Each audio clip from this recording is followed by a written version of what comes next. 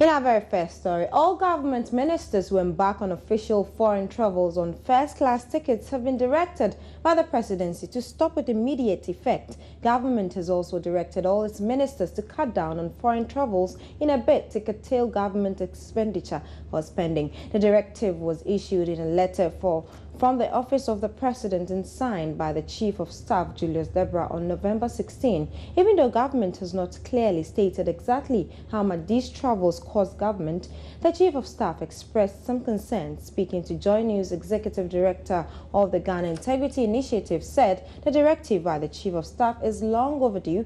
He further explained that it will help in the fight against corruption if strictly enforced. In the right direction, although it is long overdue, especially the timing of this directive, or is it a reminder, is a bit looks a bit suspicious, because we've been taking the government on for the cost of the rebranding.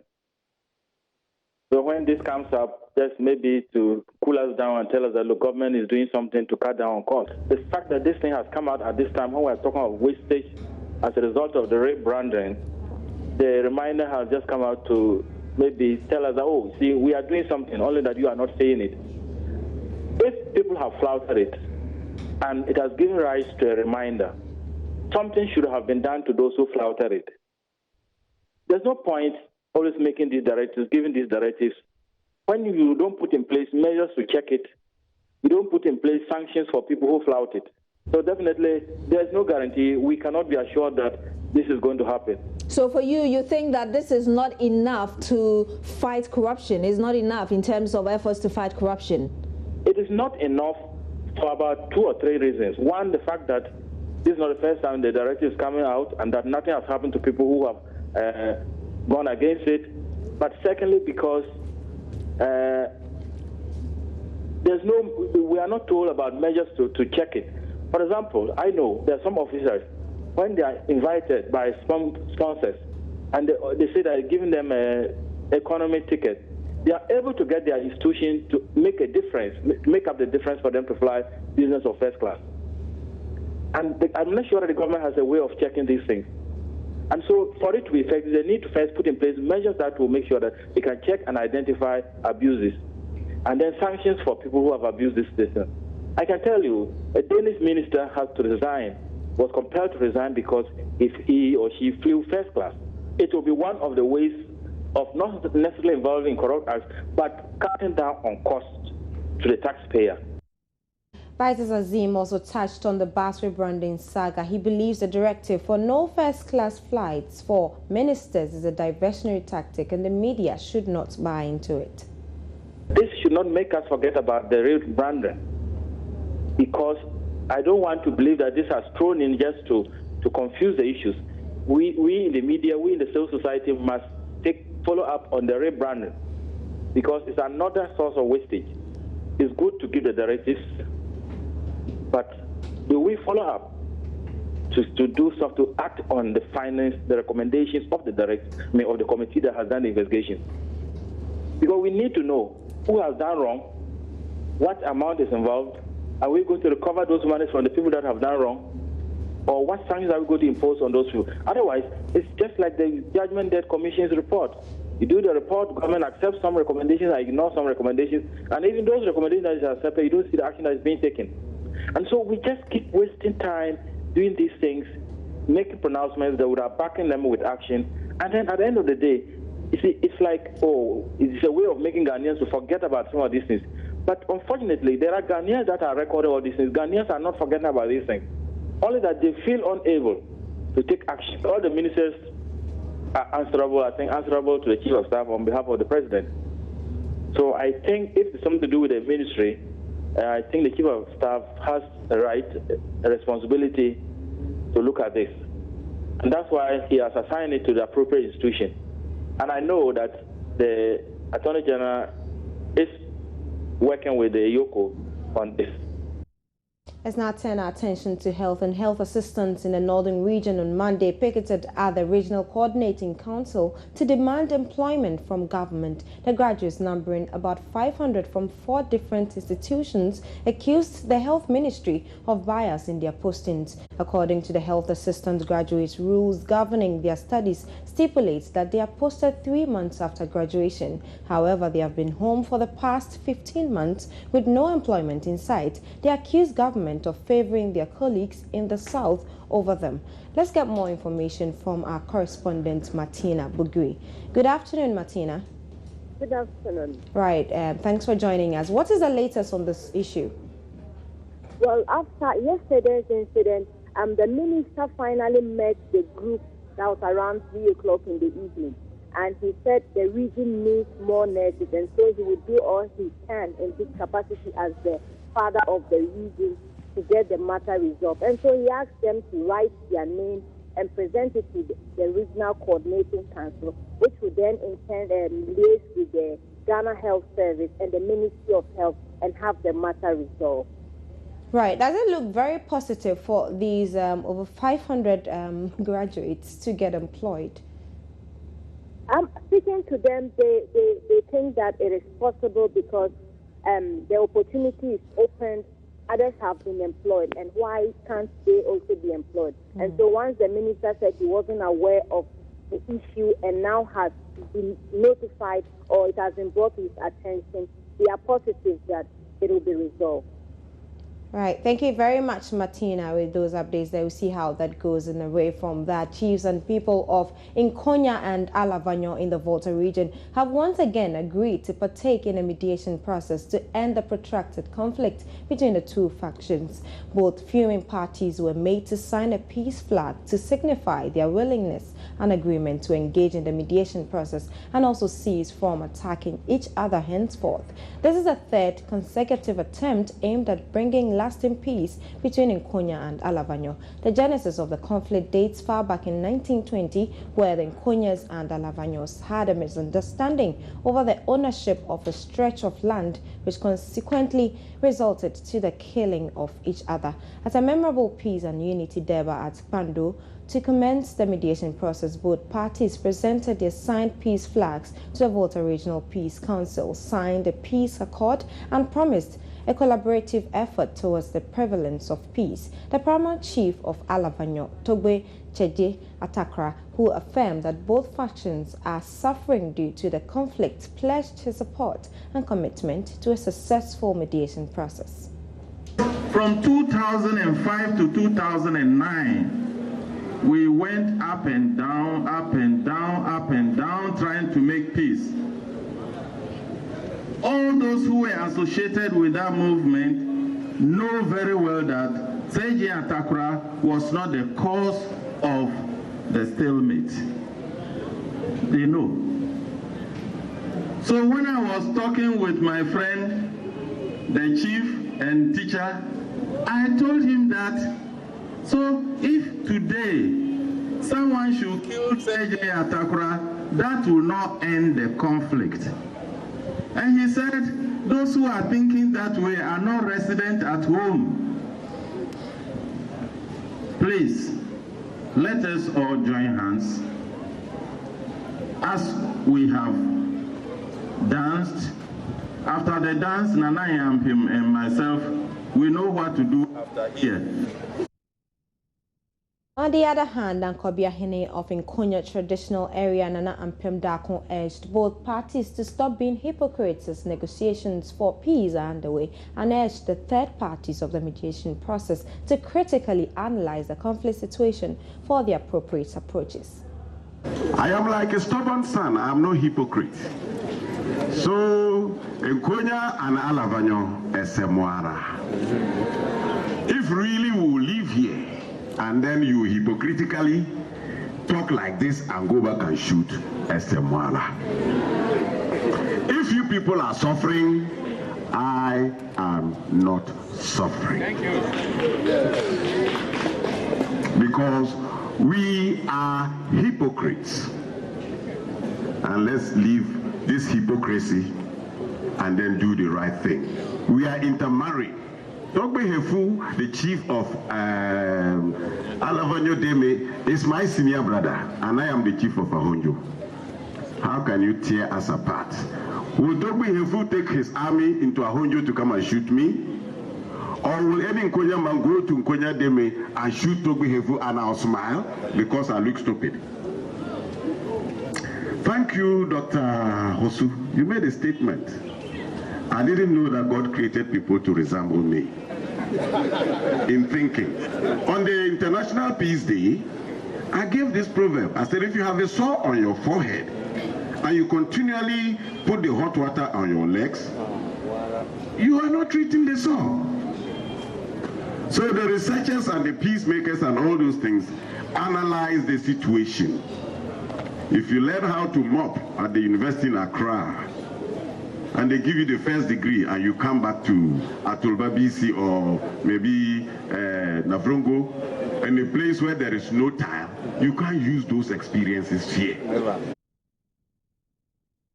Minister for Interior Marco Yongo has also urged both conflicting factions to report to the public to the police anybody who falls culprit of the peace agreement and engages in violence. He is also appealing to them to endeavor to leave a legacy for their generations unborn by finding a solution to the conflict during the mediation process and successively build peace between the two factions, that's Nkonya and Alavanyo. We'll take a break here. When we return, we have more. Don't go away.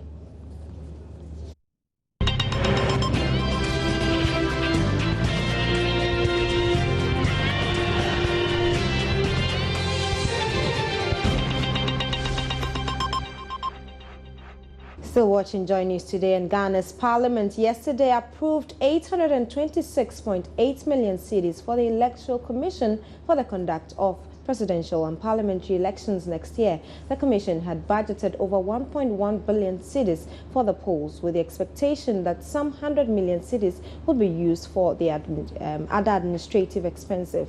This leaves a funding gap of almost 400 million Ghana cedis. Dr. Franklin Odro of the Center for Democratic Governance explains the funding gap may affect the election if the cut will affect some critical elements in the EC's budget.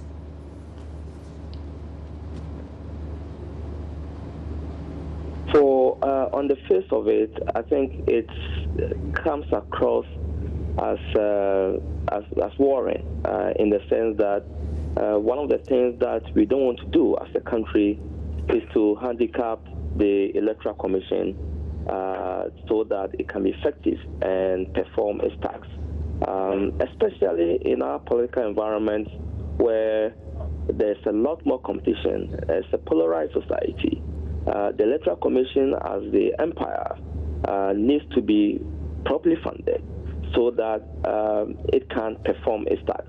So on the face of it, it's a bit worrying. But I think we also have to go behind just the figures that have been put out. We need to find out which particular line items that were cut.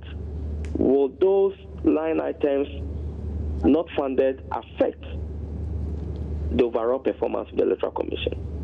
And I think it's very important for us to look at that, because if it would, then it is important that the executive, parliament, and all other stakeholders come together to find a way to respond to this gap that have arisen. Budgets that come from public institutions are what I call wish lists. They contain wish lists, desires, certain things that they want, they need to do.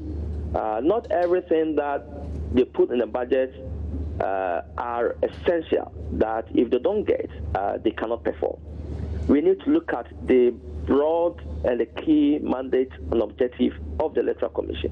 What is it that they need to be able to execute that function? And if there are certain wish lists that are in the budget but may not necessarily undermine the effectiveness of the Electoral Commission and can be farmed out to other institutions, then we can look into that. Dr. Odro also asked all stakeholders to ensure that the Electoral Commission is accountable in the funds allocated to it for elections. What about the other areas that development partners fund? Did they detect for? Is that argument that when they give us funding to produce water to produce electricity, to produce other developmental programs? Did they dictate for us as to where and how we should do it? Of course, they will be very much interested in value for money. They will be very much interested in whatever their taxpayers' funding are coming to Ghana are used prudently, are used in a manner that goes to meet the objectives. So if they are showing sense of accountability, sense of transparency of the resources that come in our way, I think it's proper. In fact, we shouldn't expect donors to be asking those things. We as Ghanaians should be asking our electoral commission for transparency and accountability and judicious use of resources that the government of Ghana gives to them. We shouldn't leave that to an external partner to demand for us. If they are demanding that with respect to whatever resource they give, then we as citizens of this country also expect our electoral commission to be more responsive, to be more transparent, and to be more accountable with the resources that are being given to them. So this happened yesterday on the floor of Parliament. So that what's happening today in Parliament, and my colleague Elton Brobe is standing by on the phone actually to update us. Elton. Yes, Abigail. Yes, good afternoon. Thanks for joining us. What's happening on the floor of Parliament today? Well, I think the issues with the Electoral Commission is still an issue on the floor of Parliament, but this time not about their budget, because that was approved yesterday by Parliament. Now, in the EC's own communication to Parliament regarding what they intend to do in 2016, they are saying that between January and March, they would undertake an inspection of offices of all political parties and also ensure that the political parties meet the requirements that demands that they submit their audited accounts to the Electoral Commission. Now, the Constitution is quite clear on the number of offices a political parties must possess, which should be a requirement for the renewal of their license. And every political party must have at least 2/3 of offices in all the districts in the country. Now, in the EC's own document put together by their inspectorate division between 2013 up to date, only the NDC and the MPP met this particular criteria. The other political parties did not meet the 2/3 offices required in all the districts in the country. The call on the EC by members of Parliament is to the effect that the EC must crack the whip, that is, to ensure that parties meet the requirement or withdraw their license. So this is going to be some kind of a condition before maybe a political party may be admitted to participate in the 2016 election. So basically, that has been the issue. And members of Parliament are quite clear, and they are saying that some of the parties only exist on paper and also for their own personal aggrandizement. So the EC must make sure that if they do not meet the criteria, they are taken out of the electoral register, so that in 2016, only parties in good standing will contest the elections. And that is what the EC says it will do between January and March to determine the suitability of all political parties for the 2016 election. And further to that, members of Parliament have also called on the EC to ensure that when they call an inter-party advisory committee meeting, that is IPAC, only parties in good standing are allowed to participate in some of those discussions, because some of the parties are simply not up to what it requires for political parties in terms of winning an election in Ghana. Abigail. Right. Those are basically issues on the EC. Any other issues apart from the Electoral Commission? The Finance Minister, for instance, yesterday was pushing through to have some loans approved. How far did that come? Well, the papers supporting the loans, and we are talking about almost $78 million between government of Ghana and several financial institutions, some in Ghana, some abroad, and it is to help the EC procure what is being described as smart prepaid meters and accessories for their operations in 2016. Now, the document supporting the loan is ready, and I'm sure that very soon it will be laid. But I think the key issue today, because Parliament is rising today, the key issue on the agenda is the passage of the appropriation bill Okay. The Finance Committee is currently working on it. When the appropriation bill is presented on the floor, they will know in total how much government is intending to spend in 2016. When it is presented, it will go through the normal process. When it is taken to the third reading, then it will pass. And that will give government the legal backing to spend money in 2016. So that's the highlight of what we are expecting today in Parliament. Right. Many thanks, Elton Brobe, my colleague there with updates from Parliament. Away from Parliament, the Rotary Club of Ghana has officially launched a 4-way guiding principle to ensure equity and help fight corruption in the country. The club, as part of moves to achieve the set goals, unveiled 2 billboards at the Supreme Court and the New Law Court complex here in Accra. In an interview after the unveiling ceremony, President of the Accra Airports branch of the club, William Ofori, said the move is to appeal to the conscience of Ghanaians to do the right thing. Waiters actually is the guiding principle of Rotarians worldwide. It's been the guiding principle for the past 50 years and it's been translated to over 100 languages in over 160 countries. And basically, it guides us to also share with the community and share with other professionals that in everything we do, we're guided by these 4 principles. Number 1, is it the truth? Number 2, is it fair to all concerned? Number 3, would it build goodwill and better friendships? And finally, would it be beneficial to all concerned? And we came into partnership with the judiciary because at the end of the day, when people bring cases to court, both the complainant and those sitting on the case want to make sure that there is justice. And for there to be fair justice, first of all, it should have the truth established. It should be fair to all concerned. It should be beneficial, should build goodwill to all parties. A High Court judge, Her Ladyship Justice Gifty Dechem, who represented the Chief Justice, says the move by Rotary Club couldn't have come at a better time. 4-way test says it all. Is it the truth? Is it fair? It is only when these 2 have been established that you'll be able to build goodwill and better friendships, and then it will be beneficial to all. And in all that we do, integrity is key.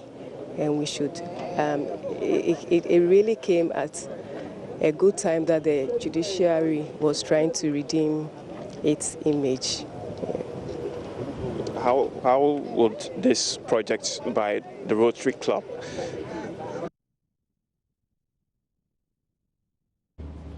The governing National Democratic Congress is demanding that the Inspector General of Police institutes a probe into the recent arms discovery at the New Patriotic Party's headquarters in Accra. The police, in a recent dawn raid at the premises of the MPP, reportedly retrieved the arms and arrested some persons. General Secretary of the NDC, Johnson Asiedu Nketia, fears the arms could possibly be a source of violence in the country. Speaking to the party's students' network in the central region, Mr. Nketia said they want to have some answers to all the unanswered questions.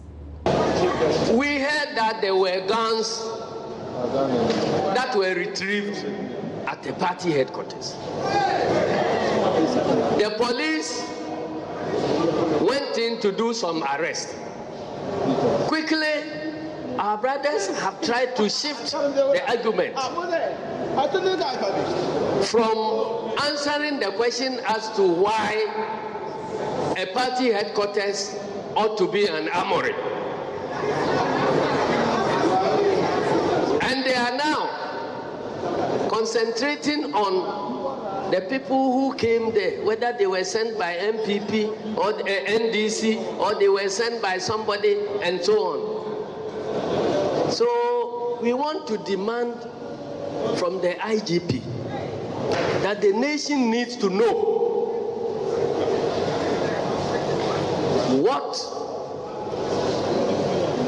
first of all, whether it is true that there were arms retrieved from MPP headquarters.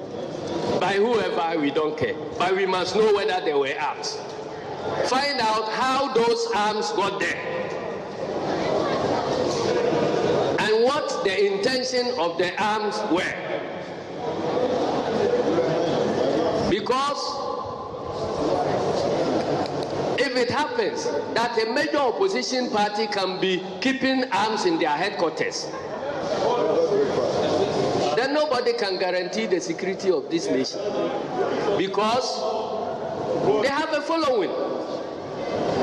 If the purpose is for them to distribute the arms to their followers to create mayhem in the country and make the country ungovernable, should we sit and keep quiet? So it is something that we want answers to. Let us know the nature of arms that were retrieved from MPP headquarters. Let us know who owned those arms and what they were doing there. So don't let us spend time on whether it was soldiers who came there and then to put the soldiers on defense, or whether it was police who came there so that the police will be on defense. The important thing is that whoever went there, this can be considered as a whistleblower act. Don't let us talk about who went there, but let us talk about what crime was about to be committed there, who was keeping the arms, and what are they meant for. Well, we are trying to get the police to respond to that, but for now we are taking a breather. When we come back, we have more for you.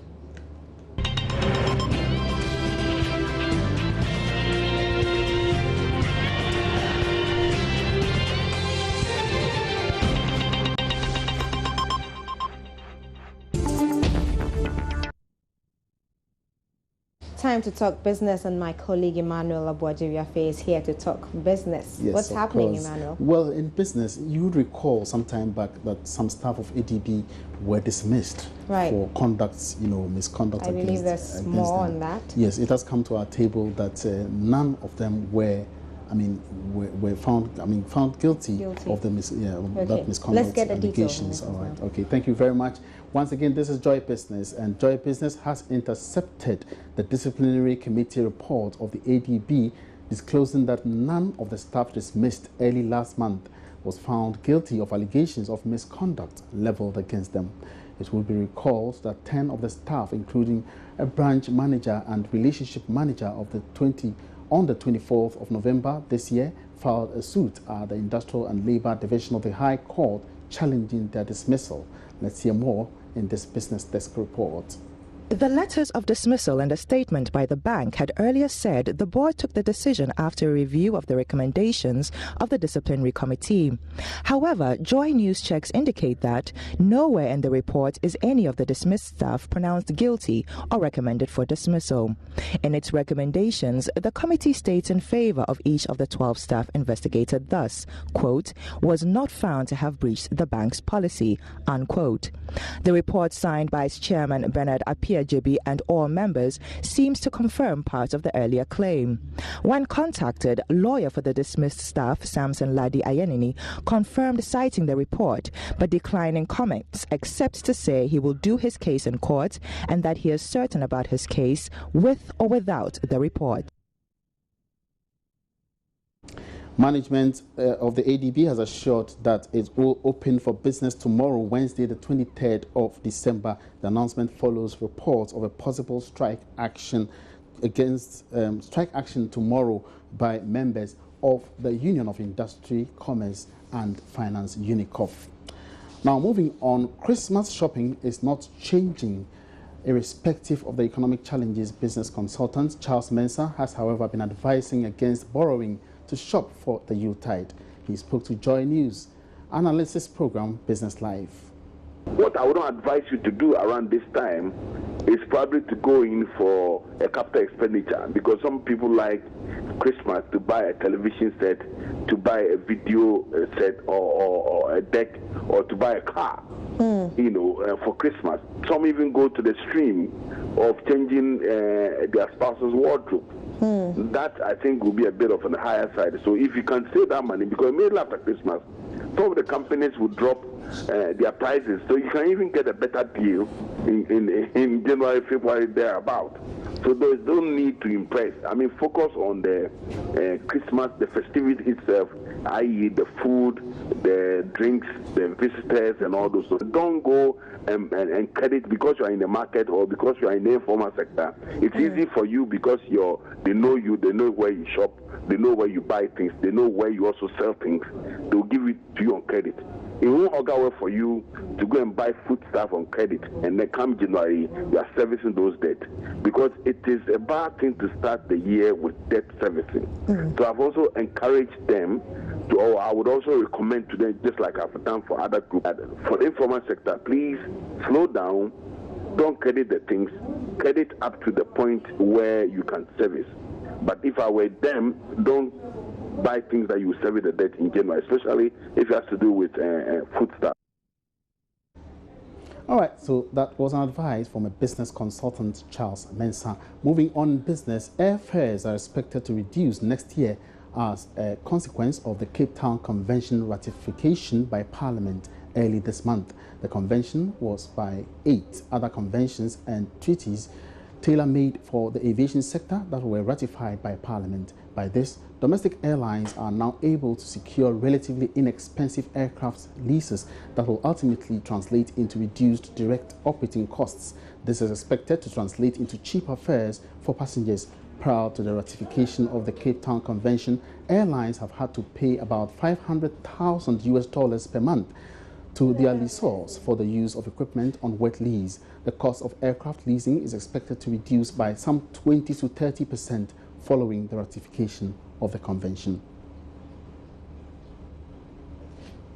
Well, that's it for business for the afternoon. More business updates come your way later tonight at 7 p.m. Keep watching.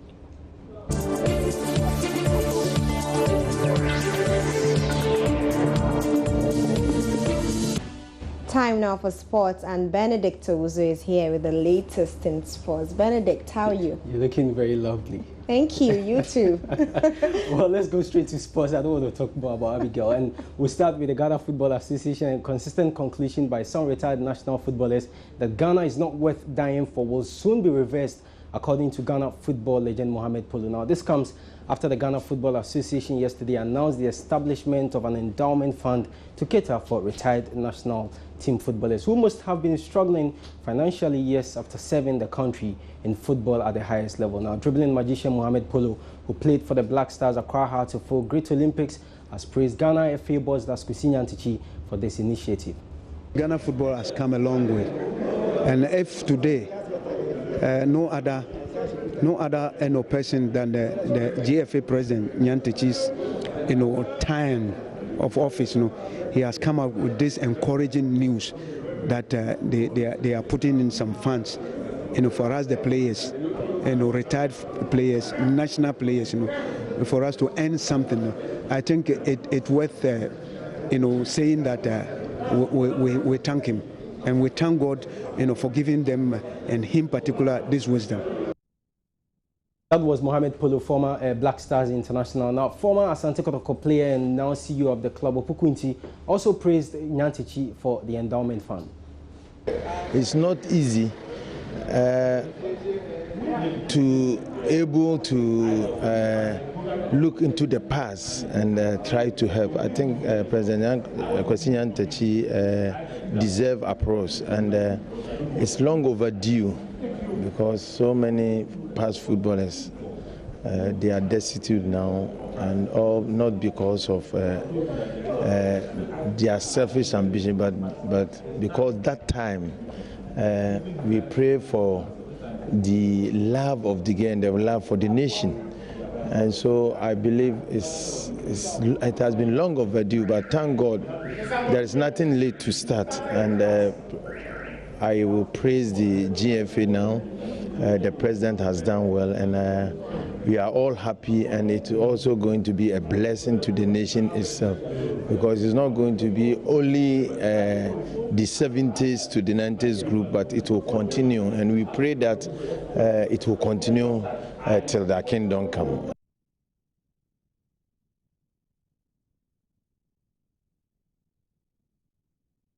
Okay, so away from the Ghana Football Association issues, let's talk about Accra Atifuke. And the administrative manager, that's Hakman Edi, says the club's recent poor show in Libya should not be used as a basis to judge new coach Kenichi Yatuhashi. Now, Heart failed to record a win as they were walloped 3-0 by Al Ahly Tripoli in the first friendly before losing 2-0 to the same club in the final test match last Friday. This, for many, is a sign that Kenichi cannot do the job, but Hakman Edi tells Joy Sports it's early days yet. Yeah, actually, the matches he has played so far used to do with the Justify Your Inclusion exercise. You know, we played 2 or 3 friendly matches at Accra Stadium.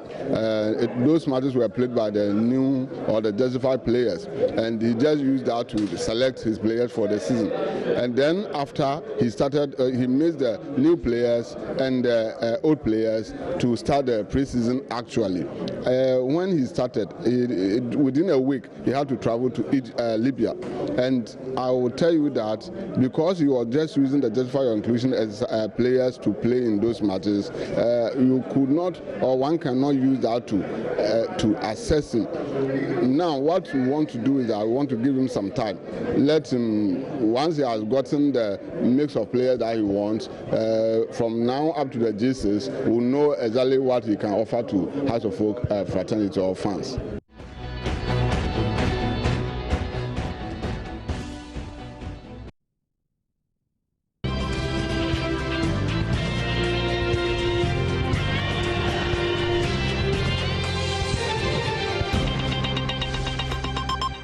Talking about entertainment, and Becky is already here looking all glamorous. Thank you. You look good in the pink, Abby. Oh, well, thank you. Kind of my color, though. What's Kobolo saying? I know him. He's One Love, the Kobolo, is saying exclusively, well, has been talking to us exclusively here on the AM show that he dropped out of college in Texas. With the open church, Bank of God, you don't get anything. With the come talk, I dash you money. You say God bless you. If God they listen you, why he no bless you? I went to a disco, and then I went to college in Texas, but I didn't finish. Okay. Why? Because of Sakawa. Because of Sakawa. They were worrying you. The school, when I was in there, I said, actually, let me just go this way. Because you were hustling too much. Yeah. Do you have any regret that you didn't finish school? I only have a regret that I wasn't going regularly to French class because I do a lot of business with the French world, so I wish I had fluent French. But I was doing computer science and business administration, and I just don't have a business acumen, and I don't feel I do. Beggar like your type, Ghana police, armed robbers, they search your backyard lease. Beggar like your type. Chatawale, meet you know fit by you Chatawale, Abedipele, your sons they disgrace you. Ibikele Wele, why you sound wait for stew? Go Wale go find some Toro chew. Use Kalabule make the dash you go to Toro Gucci. You know get Lucci. You want Gucci, you dey wear Gucci. So Gucci to spread you Lucci, then give you Suchi. They're spreading Gucci. Be everywhere like I go deep in the cat. Oh cheese, something fuel for the rat. Disease, my loco is focal like that. The focal was given to Pat. Well, moving on, Grammy Award nominee Rocky Daoni also staged branches of the Same Tree concert at the Alliance Française in Accra. Here are excerpts for those of you who missed it.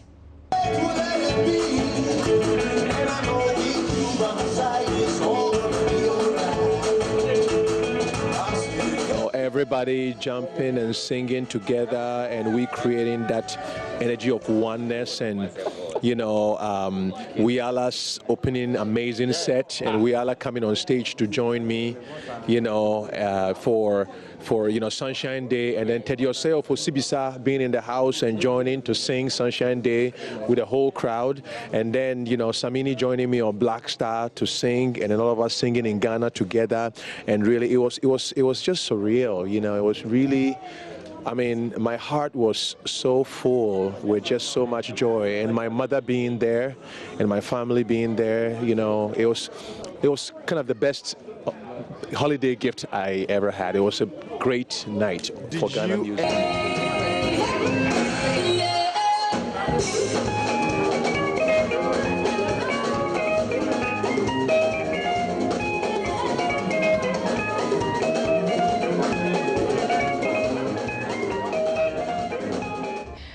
So since we are in the Christmas mood, I'd like to leave you with some 9 lessons and carols.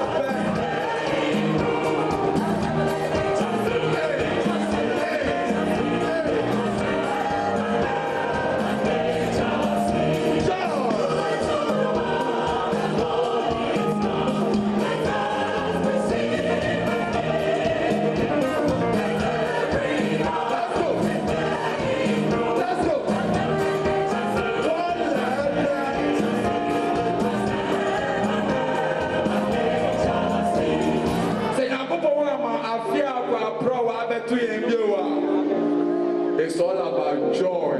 Christmas Day in the Ghana. Then this red room or Rasta big up all the mothers and fathers and children. Then this red room or that's why we give God. We say glory. That's all time will allow us for the segment. My name is Becky.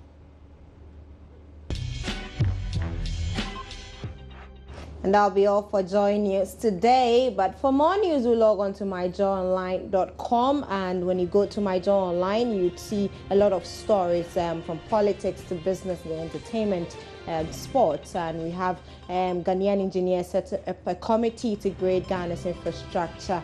And the Ghana Institution of Engineers talking about infrastructure. Then Carlos Ahenkra sued over Tema West election. That's in politics. We also have on lifestyle 10 things you should never put up with in a long-term relationship. That should be an interesting read for people. And that'll be all. My name is Abigail Adumakwenchis. Thanks for staying with me for this hour. There are more programs coming up subsequently. Thank you so much.